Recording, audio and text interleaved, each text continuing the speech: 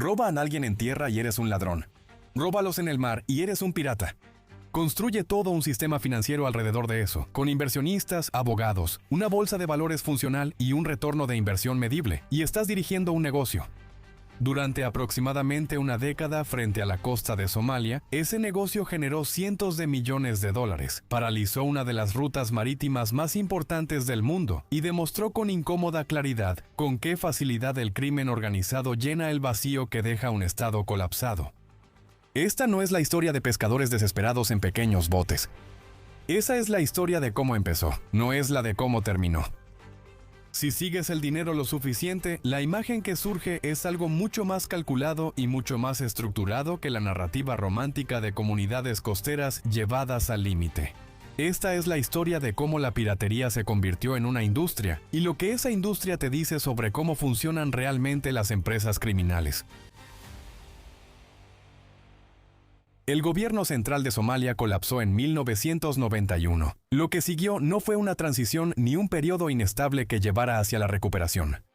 Fue una fragmentación. El país se dividió en zonas de control en competencia, controladas por clanes, señores de la guerra y facciones armadas, ninguno de los cuales tenía la capacidad ni el incentivo para gobernar en un sentido real.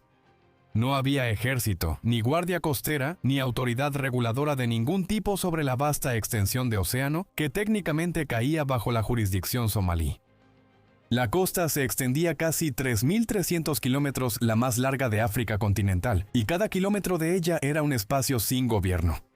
Toda empresa criminal necesita una geografía, un lugar donde las reglas normales no aplican, donde no hay autoridad que haga cumplir las reglas, donde los disuasivos habituales han dejado de funcionar. La geografía de Somalia estaba oculta a plena vista, y las personas que eventualmente construirían una industria sobre ella lo entendieron antes que nadie. Las flotas pesqueras extranjeras identificaron ese vacío casi de inmediato y entraron para explotarlo. Embarcaciones, principalmente de Irán y Yemen, irrumpieron en aguas somalíes y realizaron operaciones de pesca a escala industrial sin permisos, sin supervisión y sin rendir cuentas a nadie. Usaron redes de arrastre diseñadas para maximizar la captura sin importar el costo ambiental, redes que arrasaban el fondo marino, destruían ecosistemas de coral y agotaban las poblaciones de peces que habían sustentado a las comunidades costeras durante generaciones. Las estimaciones conservadoras sitúan el valor anual de los productos del mar extraídos ilegalmente de las aguas somalíes en cientos de millones de dólares. Cada dólar de eso fue tomado directamente de personas que no tenían recursos legales ni un gobierno al cual recurrir. Empresas europeas, incluidas entidades de Suiza e Italia, al mismo tiempo pagaban a facciones locales corruptas para que aceptaran sus desechos. Desechos industriales, desechos químicos, en algunos casos documentados, desechos radiactivos. Toneladas de eso terminaron siendo arrojadas a lo largo de la costa de Somalia y en sus aguas. Una investigación de la ONU confirmó después lo que los habitantes locales ya sabían de primera mano, que la contaminación estaba causando graves daños a la salud humana en las regiones afectadas.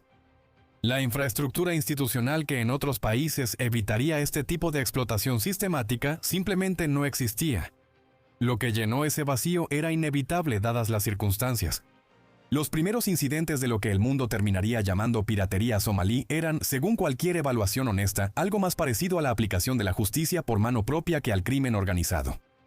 Los pescadores locales, cuyos medios de vida estaban siendo destruidos por arrastreros extranjeros ilegales, empezaron a juntar sus recursos y formar milicias armadas informales. Algunos de estos grupos se autodenominaban explícitamente la Guardia Costera Somalí.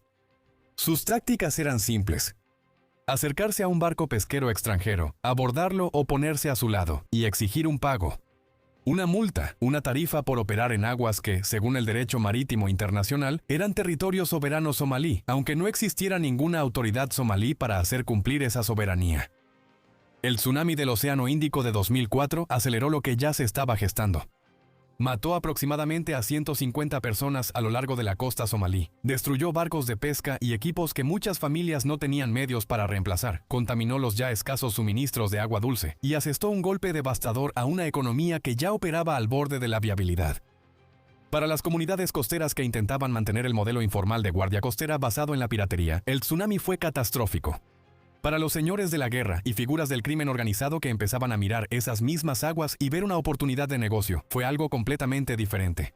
En el plazo de un año después del tsunami, la naturaleza de la piratería somalí había comenzado a cambiar de maneras que pronto serían imposibles de ignorar.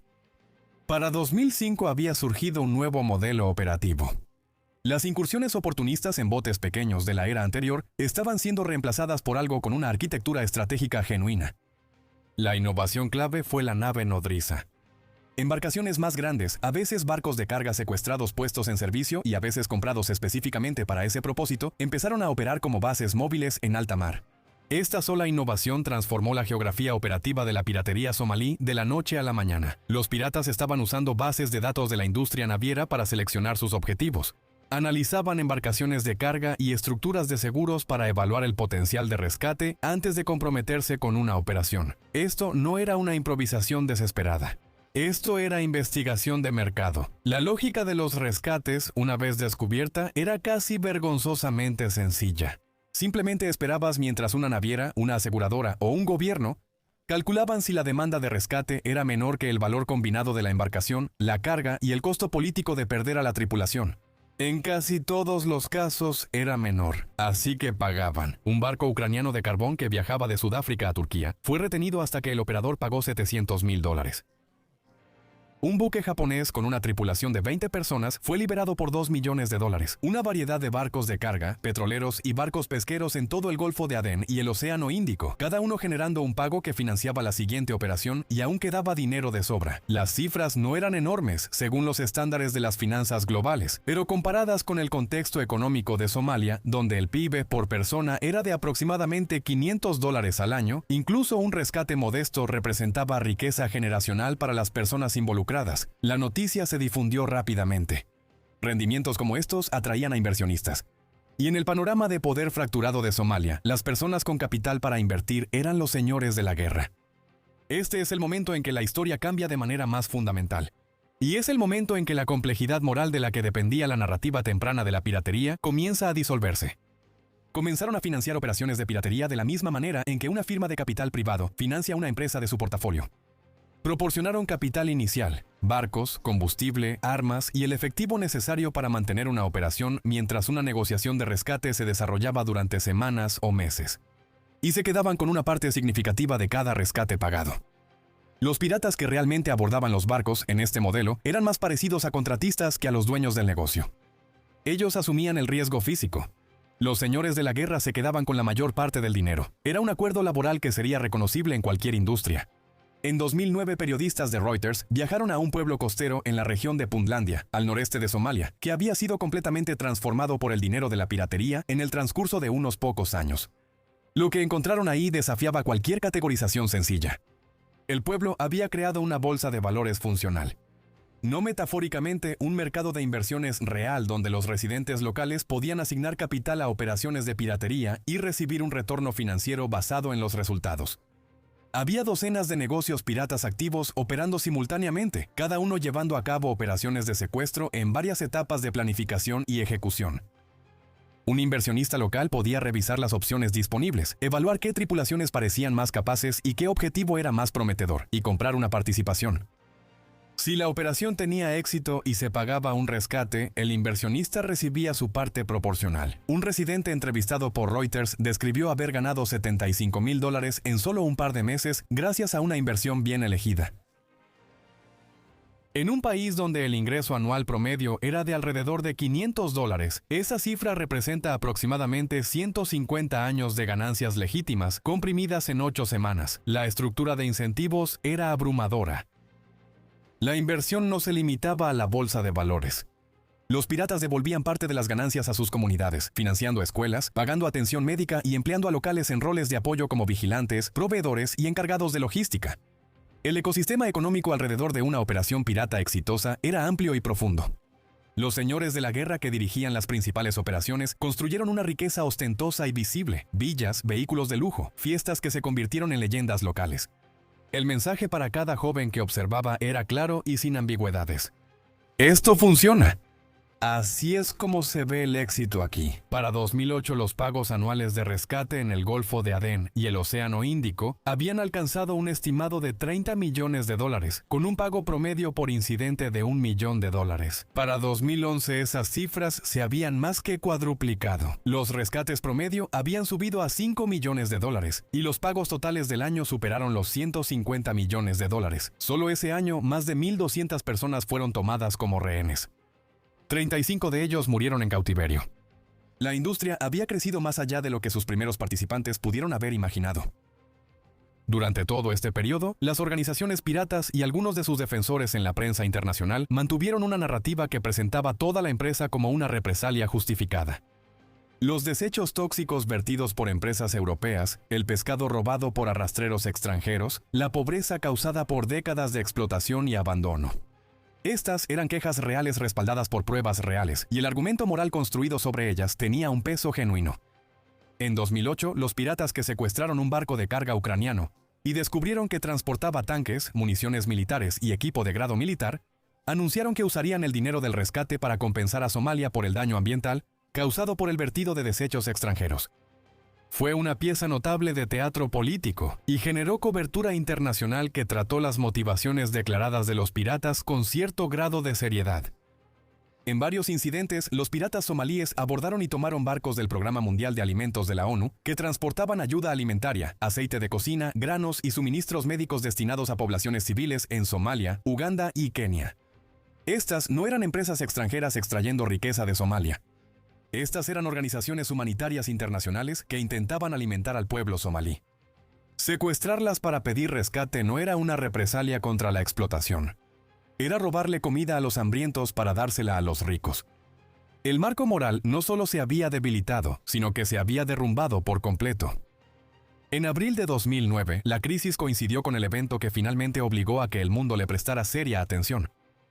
4 piratas somalíes abordaron el buque portacontenedores estadounidense con bandera de Estados Unidos, Maersk, Alabama, mientras viajaba de Amán a Kenia, tomando a la tripulación como rehén y exigiendo $2 millones. La tripulación del barco se había entrenado exactamente para este escenario, y ejecutó su plan sin dudarlo. La mayoría se retiró a un espacio seguro bajo cubierta. El capitán Richard Phillips se ofreció como rehén a cambio de la seguridad de su tripulación y fue llevado al bote salvavidas cubierto del barco por los piratas restantes. La política de larga data del gobierno de los Estados Unidos es no negociar con quienes toman rehenes. Lo que hace es enviar al ejército. El USS Bainbridge llegó al lugar en cuestión de horas. Los francotiradores SEAL de la Marina establecieron posiciones en la popa y mantuvieron soluciones de tiro sobre el bote salvavidas mientras las negociaciones continuaron durante 5 días. El 12 de abril, uno de los piratas levantó su AK-47 y lo apuntó hacia el capitán Phillips. 3 francotiradores dispararon simultáneamente. 3 piratas murieron en la misma fracción de segundo. El cuarto, que había subido a bordo del USS Bainbridge para negociar y se quedó allí, fue detenido y finalmente condenado en un tribunal federal en Nueva York. Tenía 18 años en el momento del ataque. El incidente fue dramatizado más tarde en la película de 2013 Capitán Phillips, protagonizada por Tom Hanks. Los señores de la guerra no fueron los únicos que construyeron empresas rentables sobre la crisis. En Londres, el mercado de seguros reaccionó rápidamente. Aseguradores especializados comenzaron a ofrecer pólizas de tránsito específicamente para embarcaciones que pasaban por el Golfo de Adén, con un precio de aproximadamente $10 a $15,000 por cruce. Un ejecutivo de seguros describió que la lista de consultas de su compañía creció 10 veces casi de la noche a la mañana, y las ganancias aumentaron en un estimado de 30 a 35% en un solo año. Las empresas de seguridad privada también se activaron. La empresa británica Hart ofrecía equipos de protección armada desplegados directamente a bordo de embarcaciones mercantes por entre 120,000 y 180,000 libras por despliegue, dependiendo del tipo de embarcación y la duración del tránsito. En el norte de Italia, una empresa de seguridad estaba llevando a cabo cursos de selección y entrenamiento para contratistas armados, a quienes llamaban guardias de seguridad marítima, colocados en barcos comerciales para disuadir ataques de piratas. Algunas empresas de seguridad privada habían ido más allá de proteger embarcaciones individuales y estaban operando sus propias lanchas patrulleras armadas en aguas somalíes. Los grupos de piratas somalíes poseían armamento capaz de hundir grandes embarcaciones, un poder de fuego que habían decidido no utilizar. Si esa moderación se mantendría a medida que los operadores armados privados se convirtieran en una presencia habitual en sus aguas, seguía siendo una incógnita sin una respuesta tranquilizadora. La economía de los rescates, que generó $50 millones en 2008 y $150 millones en 2011, estaba alimentando múltiples industrias simultáneamente, y no todas estaban interesadas en que el problema terminara. La respuesta naval multinacional que se reunió en el Golfo de Adén representó un compromiso extraordinario de recursos. Casi 30 buques de guerra de al menos 16 países. La Operación Atalanta de la Unión Europea cubría un área de patrullaje más grande que los Estados Unidos continentales. Buques estadounidenses, chinos, rusos, indios y de la OTAN operando simultáneamente en zonas superpuestas. El costo operativo ascendía a cientos de millones de dólares por año. Los ataques seguían aumentando. Las razones eran estructurales y profundamente frustrantes para los comandantes involucrados. Los piratas en mar abierto se ven exactamente como pescadores hasta el momento en que dejan de parecerlo. Para cuando un buque militar podía confirmar la intención hostil, los piratas a menudo ya estaban al lado de su objetivo, usando a la tripulación como escudos humanos contra cualquier respuesta militar. La estructura legal en torno al enjuiciamiento estaba igualmente rota. El derecho marítimo internacional generaba una verdadera ambigüedad sobre cuándo y cómo se podía detener a los presuntos piratas. El efecto disuasorio de los arrestos era mínimo. Podrías poner 30 buques de guerra en esas aguas y el modelo de negocio seguiría funcionando mientras la probabilidad de un secuestro exitoso fuera mayor que la probabilidad de ser procesado. Lo que finalmente funcionó no fue ni militar ni legal. Fue económico. La industria naviera internacional desarrolló y distribuyó ampliamente un conjunto de directrices operativas para los buques que transitan por zonas de alto riesgo. Mangueras de agua a alta presión para repeler a quienes intentaran abordar. Alambre de púas colocado a lo largo del casco, a la altura de la línea de flotación. Ciudadelas reforzadas donde las tripulaciones podían encerrarse, activar balizas de emergencia y esperar una respuesta naval. Corredores de tránsito seguros designados donde los barcos viajaban en convoyes con escoltas navales. Y, de manera crucial, contratistas de seguridad armados desplegados directamente a bordo de los buques mercantes. Esta sola medida transformó el cálculo de riesgo para las operaciones piratas más que cualquier despliegue naval había logrado hacerlo. Un secuestro exitoso requiere abordar el buque. La presencia de guardias armados hace que abordar sea significativamente más peligroso y menos seguro. Los incidentes de secuestro alcanzaron su punto máximo en 2011. Después de que se implementaron ampliamente las nuevas medidas, disminuyeron drásticamente y se mantuvieron bajas. Sin financiamiento, no se podía reclutar tripulación, no se podían mantener los barcos y no se podían sostener las operaciones. La industria que había generado $150 millones en un solo año, se contrajo con una rapidez sorprendente, no por la fuerza militar, sino porque el modelo de negocio dejó de funcionar. La riqueza generada por una década de piratería no se distribuyó de manera equitativa entre las comunidades donde se originó. Los pescadores que formaron la Guardia Costera original, los jóvenes que asumieron los riesgos físicos de abordar barcos armados en mar abierto, las comunidades costeras que alojaron operaciones piratas a cambio de una parte de las ganancias, ninguno de ellos vive en las villas. Los señores de la guerra que organizaron y financiaron la industria extrajeron la mayor parte del valor y lo invirtieron en activos que no desaparecieron cuando el modelo de negocio fracasó. Las comunidades que quedaron atrás todavía tienen los mismos problemas estructurales que produjeron la piratería en primer lugar. La pesca ilegal de flotas extranjeras no se ha detenido por completo. Los desechos tóxicos arrojados en las aguas somalíes no han sido retirados. La ausencia de un gobierno funcional, infraestructura económica y oportunidades legítimas que hizo que los jóvenes estuvieran disponibles para el reclutamiento no se ha abordado de manera fundamental. Lo que cambió es que el modelo de negocio específico de la piratería marítima basada en rescates dejó de ser rentable. Las condiciones subyacentes que permitieron que prosperara siguen en gran parte intactas. La pesca ilegal no se ha detenido. La contaminación no ha sido remediada. El vacío de gobernanza que hizo posible todo esto no se ha llenado. Los señores de la guerra simplemente pasaron a la siguiente oportunidad. Siempre lo hacen. Adiós por ahora.